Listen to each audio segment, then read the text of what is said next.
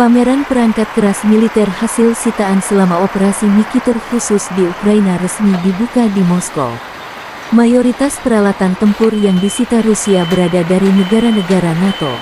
Pameran dimulai tanggal 1 Mei tahun 2024 ini dipadati pengunjung di depan Museum Kemenangan di Bukit Poklonaya di Moskow menampilkan 32 unit berbagai peralatan lapis baja. Pameran ini menyajikan berbagai contoh peralatan militer sitaan yang disita oleh prajurit Rusia di zona operasi khusus militer.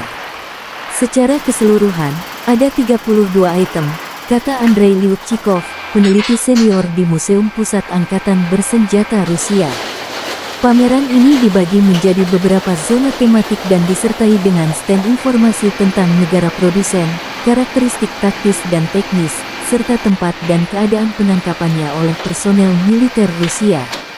Area terbuka tersebut menampilkan lebih dari 30 sampel perlengkapan militer buatan Amerika Serikat, Inggris Raya, Jerman, Prancis, Swedia, Finlandia, Austria, Turki, Australia, Afrika Selatan, Australia, dan Ukraina. Pengunjung pameran dapat berkenalan dengan tank Abrams Amerika, Leopard 2 Jerman, AMX-10RC Prancis, kendaraan tempur infanteri Marder buatan Jerman, kendaraan tempur infanteri Bradley Amerika, pengangkut personel lapis baja M113, kendaraan lapis baja International Max Pro, lapis baja HMMWVM 1151 kendaraan dan HMMWVM 998, ditarik oleh Howitzer M777, kendaraan lapis baja AT-105 Saxon dan Husky TSV buatan Inggris, Pinzgauer 712M Austria, mobil lapis baja Kirpi Turki, kendaraan lapis baja Mastiff Inggris, kendaraan dilindungi Bushmaster buatan Australia, Sisupasi XA-180 Finlandia 185 pengangkut personel lapis baja, mobil lapis baja Mamba Mk2 produksi Ski Afrika Selatan, BMP-1 Ceko, kendaraan tempur pendukung tank Azovets Ukraina, serta jenis kendaraan lapis baja lainnya. Tenda pameran memamerkan sampel senjata ringan dan senjata rekayasa tentara negara asing yang tergabung dalam blok militer politik NATO, serta kendaraan udara tak berawak, peralatan komunikasi, dan peralatan angkatan bersenjata Ukraina. Pameran alutsista kiriman NATO ini dibuka sehari setelah kunjungan Sekjen NATO Jens Stoltenberg di Kyiv tanggal 29 April.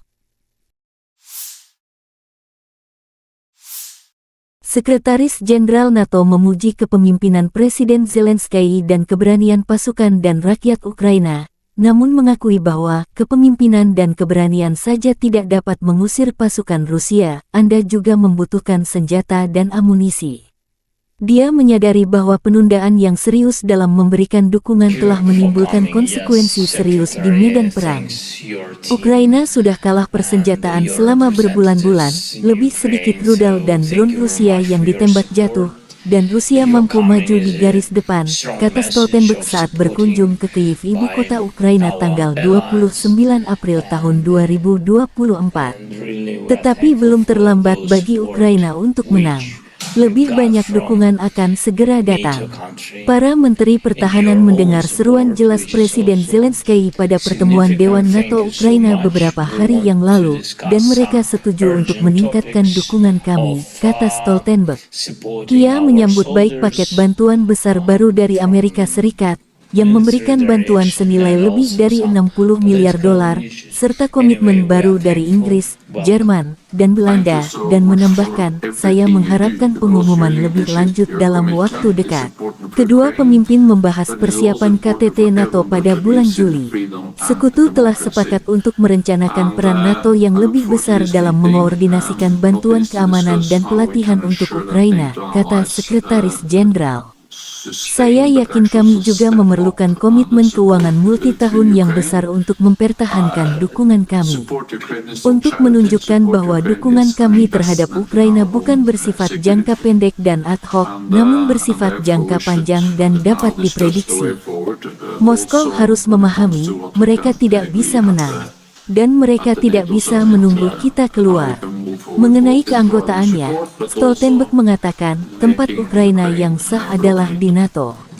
Ukraina akan menjadi anggota NATO. Pekerjaan yang kami lakukan sekarang menempatkan Anda pada jalur yang tidak dapat diubah menuju keanggotaan NATO, sehingga ketika waktunya tepat, Ukraina dapat menjadi anggota NATO, langsung menjadi anggota NATO. Pada hari Senin, Sekretaris Jenderal Stoltenberg menyampaikan pidato di Verkhovna Rada, Parlemen Ukraina. Dia menggarisbawahi pentingnya menjaga kebebasan Ukraina, dan menambahkan bahwa Ukraina sedang berjuang untuk mempertahankan nilai-nilai demokrasi yang sama yang ada di jantung NATO. Saat berada di Kyiv, Stoltenberg juga mengunjungi Universitas Pertahanan Nasional, menyapa anggota Angkatan Bersenjata Ukraina.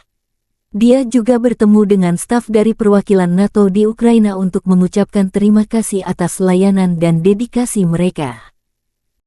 Download Tribun X sekarang, menghadirkan lokal menjadi Indonesia.